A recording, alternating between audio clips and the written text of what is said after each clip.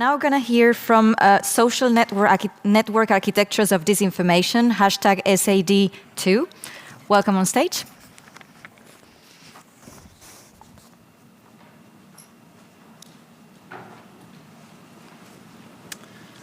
So, hello everybody.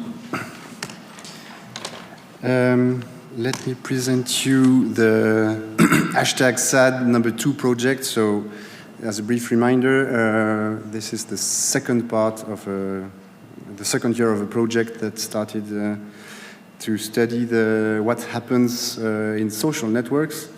So the idea was to make possible the exploration of such networks, which, as you can imagine, are really huge and represent a huge amount of data.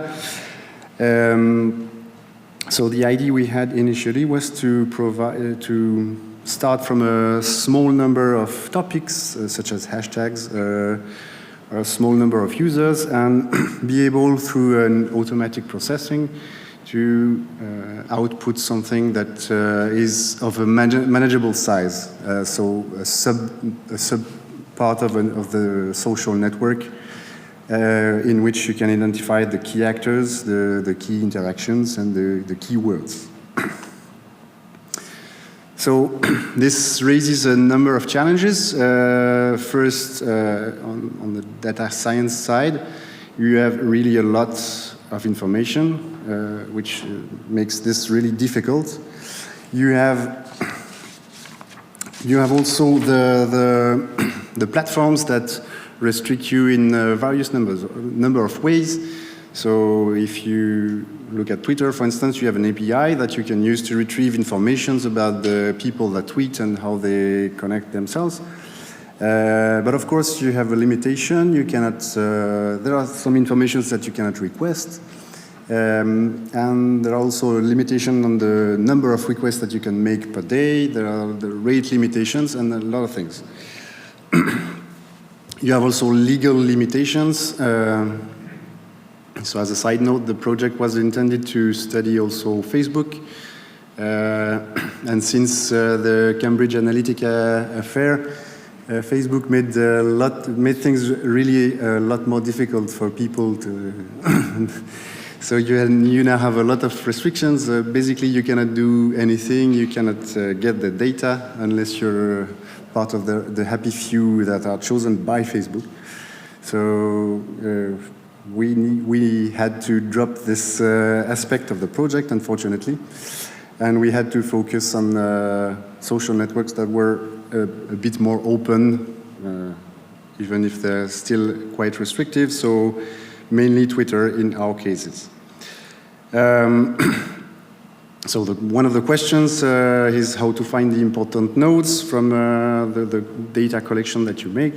So, for instance, the nodes that will propagate a lot of information and that will be very influential on certain topics.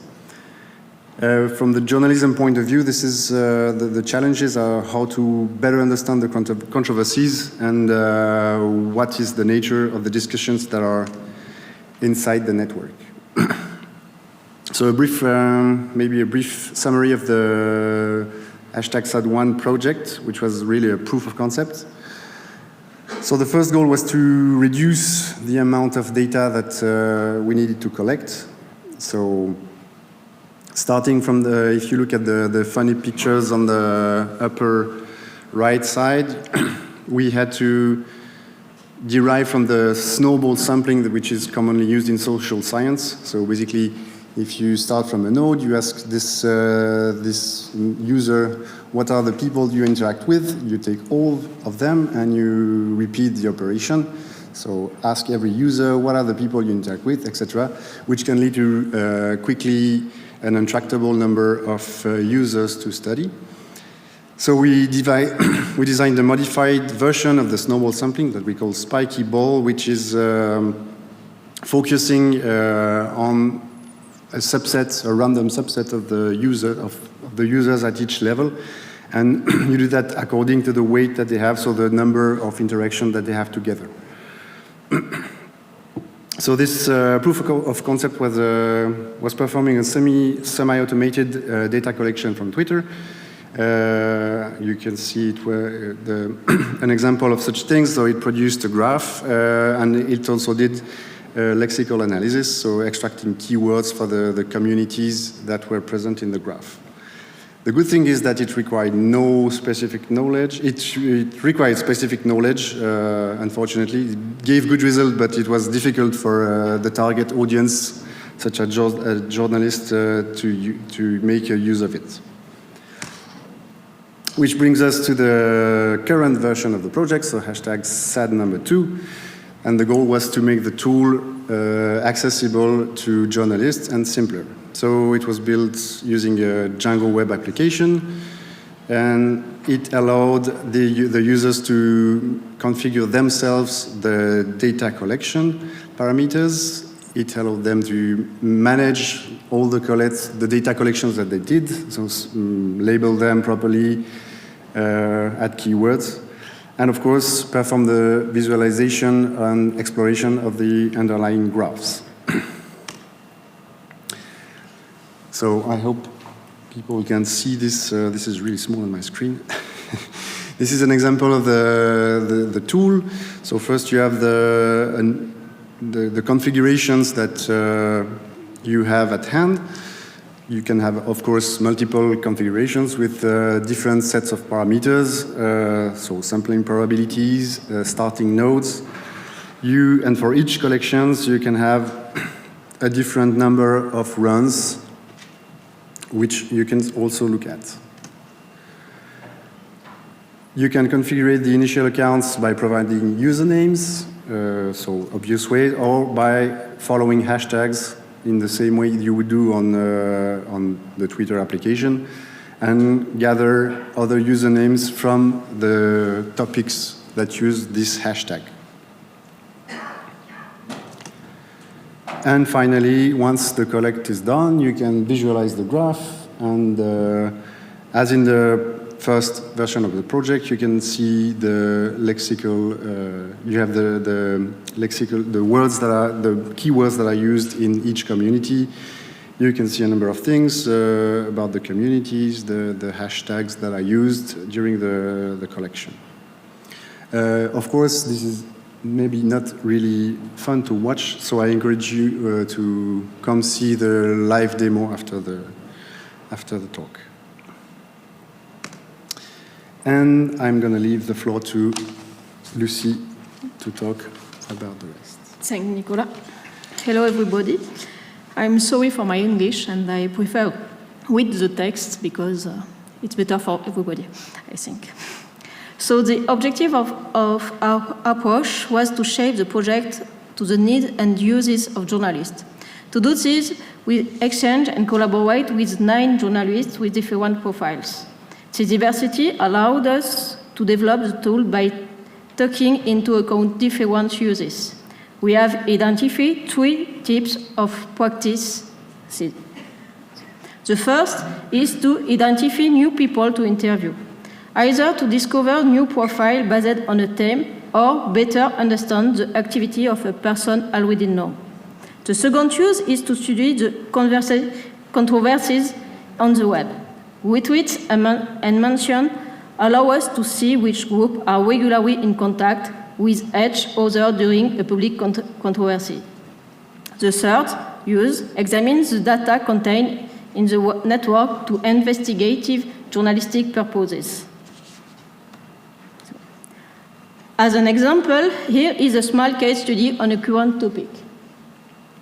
We were interested in the tension surrounding the media aid vote of 13th of February.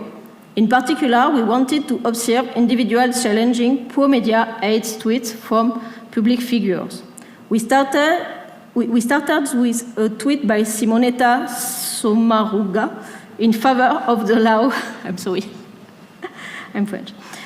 We noted the various opposition comments and the associated accounts to find the starting nodes. With some adjustments, we have stabilized the following graph. The third groups to identify are institutional groups.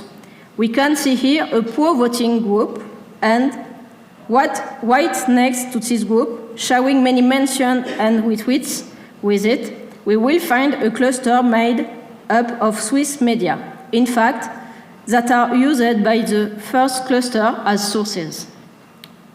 The second group, close to the pro-vote cluster, is made up of personalities or political accounts affiliated to the socialist group.